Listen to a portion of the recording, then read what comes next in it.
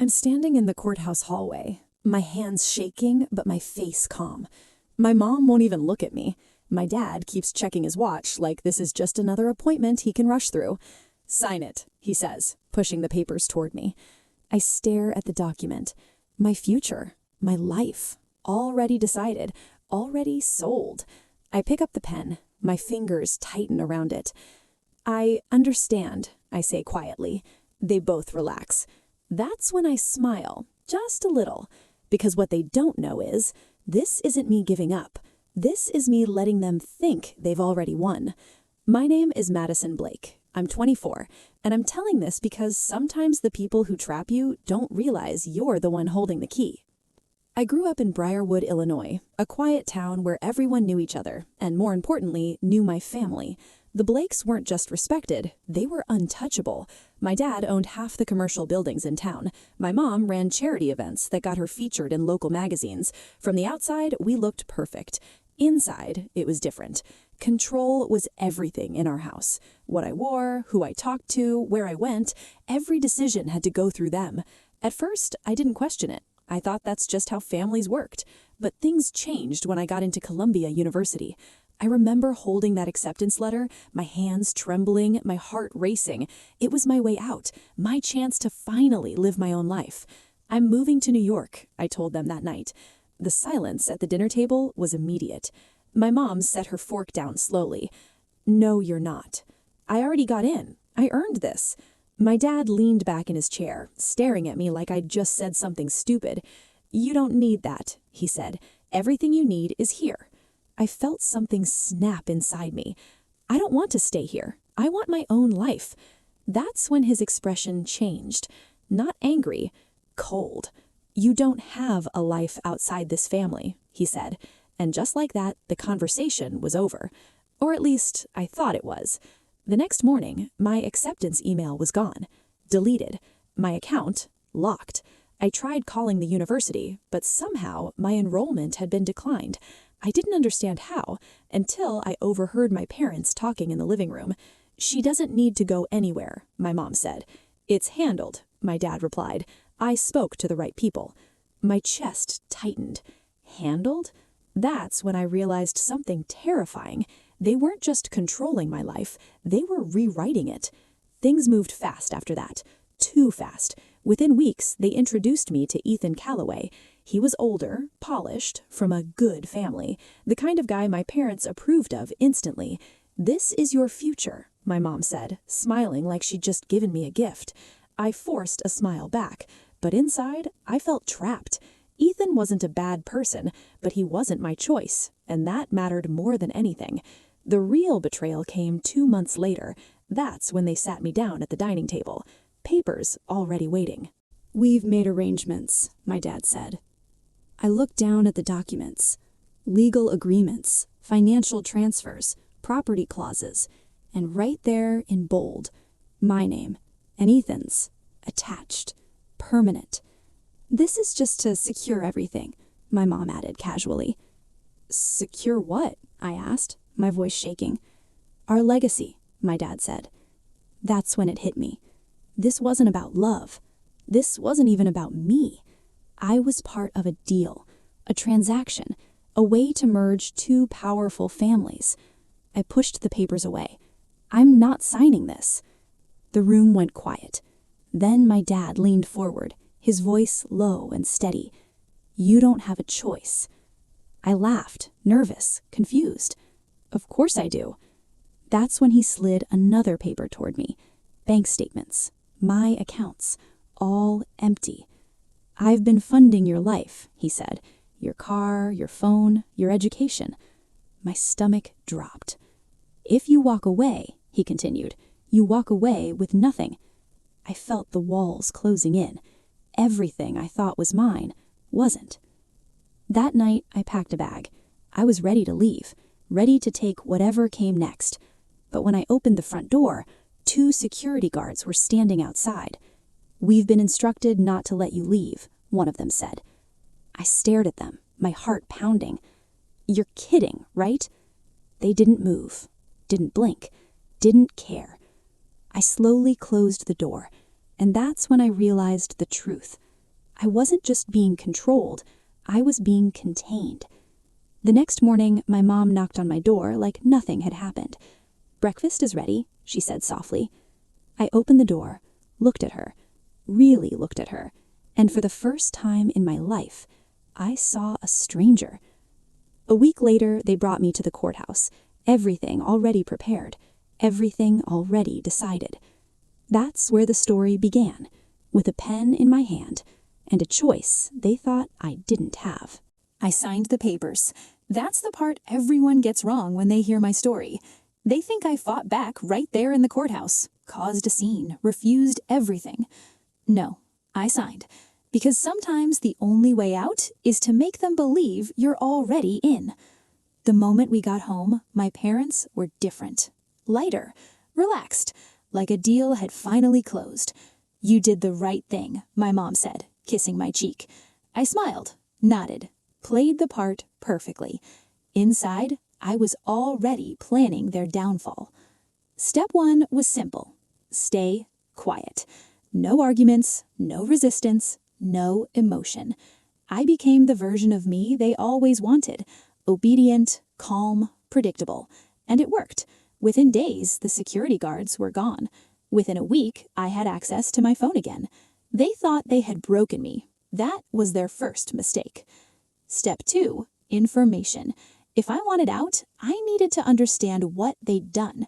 Not just to me, but around me. So I started small. Emails, documents, conversations they thought I wasn't paying attention to. Late at night, I'd sit on my bed scrolling through everything I could access.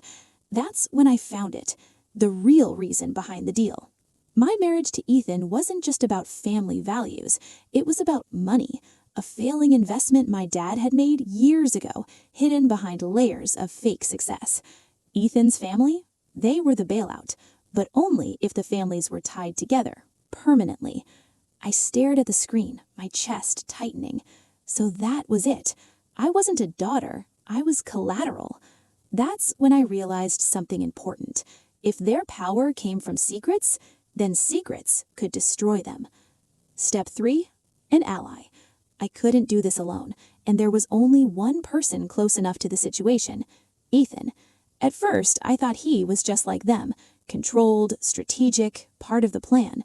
But the more I watched him, the more I noticed the cracks, the hesitation in his voice, the way he avoided certain conversations, the way he looked at me, like he knew something wasn't right. One night, I finally tested it. We were sitting in his car, parked outside my house. Silence filled the space between us. "Did you know?" I asked quietly. He frowned. "Know what?" "About the deal." He didn't answer right away. That was my answer.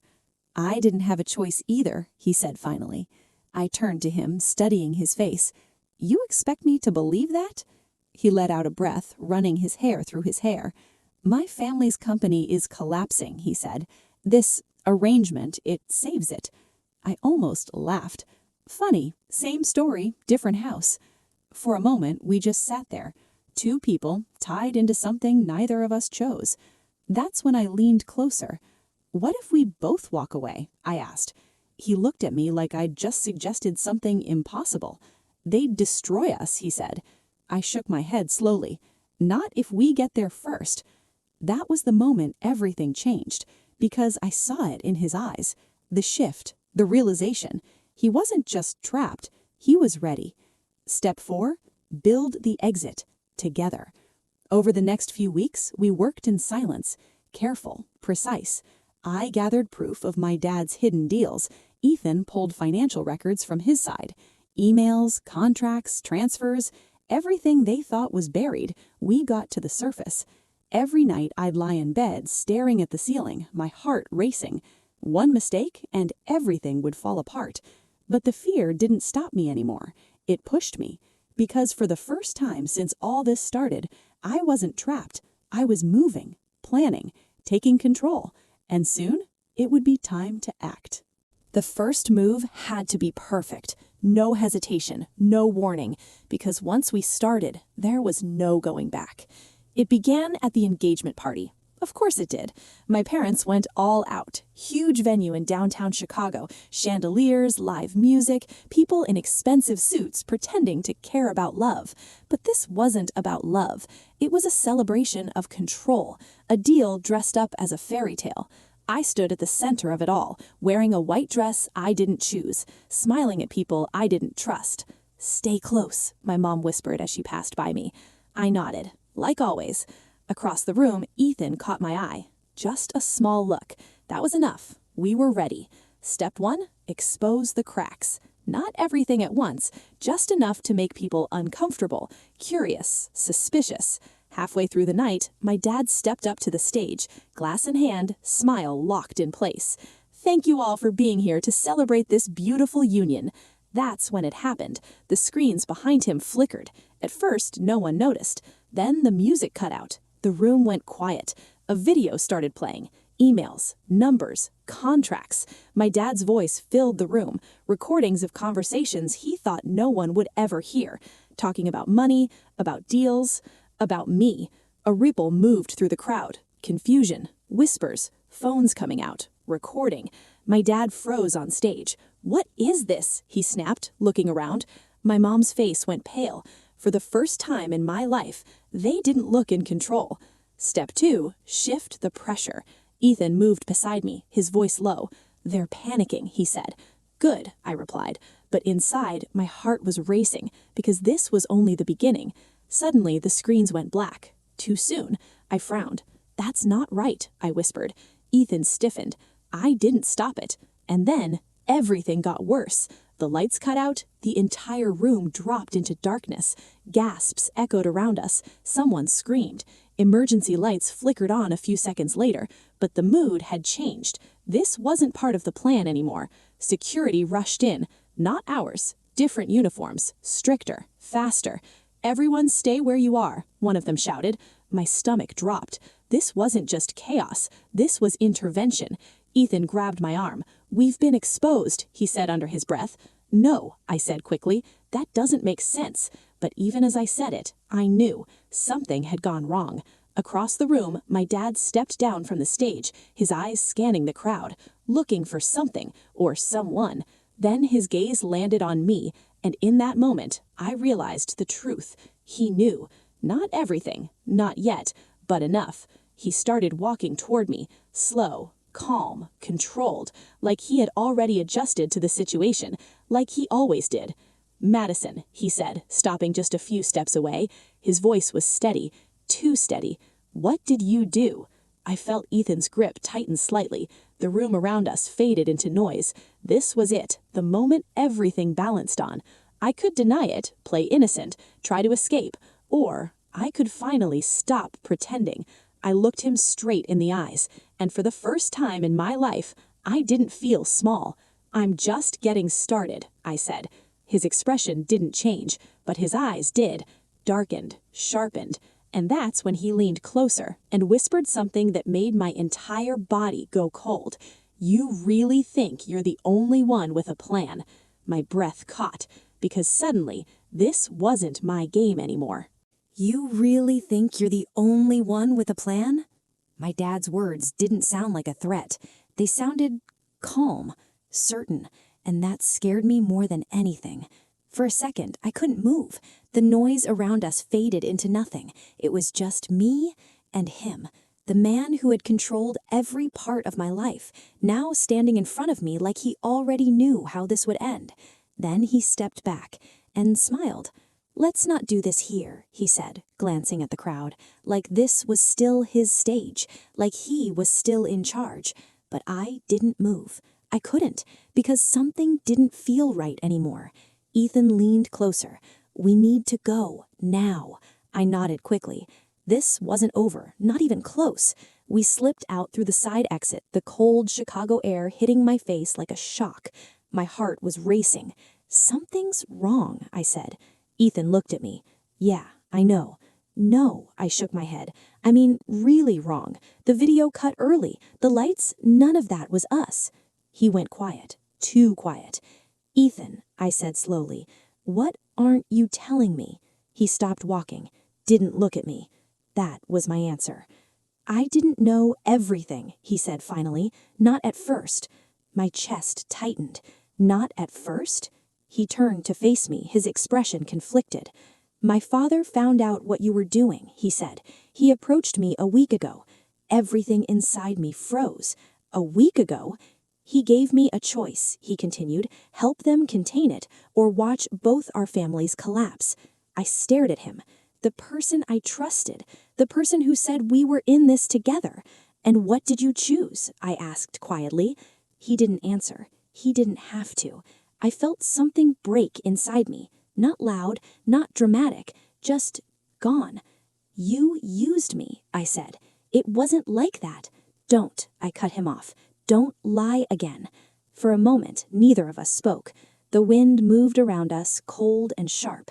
Then something clicked in my mind. All the pieces, the missing gaps, the parts that didn't make sense before. You didn't stop the plan, I said slowly. You redirected it. Ethan looked at me, his silence confirming everything. The video cutting early, the sudden security, the chaos. It wasn't to stop the truth. It was to control how much of it got out. I let out a small breath, and then I smiled. Ethan frowned. Why are you smiling?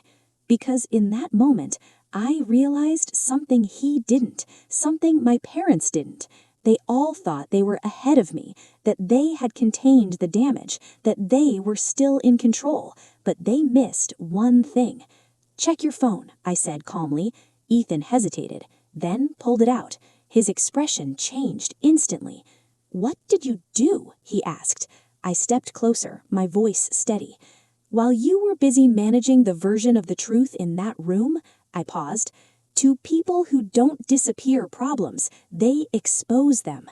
You, he started, but couldn't finish. I looked past him toward the city lights. For the first time in my life, I felt free. They thought I had no options, I said quietly. They thought everything was already settled. I turned back to him. They didn't realize. I took a breath. I hadn't used my options yet. Behind us, sirens echoed in the distance. Closer, louder. Ethan just stood there, silent, defeated. And me? I walked away. No guards, no locks, no one stopping me. Just the sound of everything they built, finally starting to fall apart.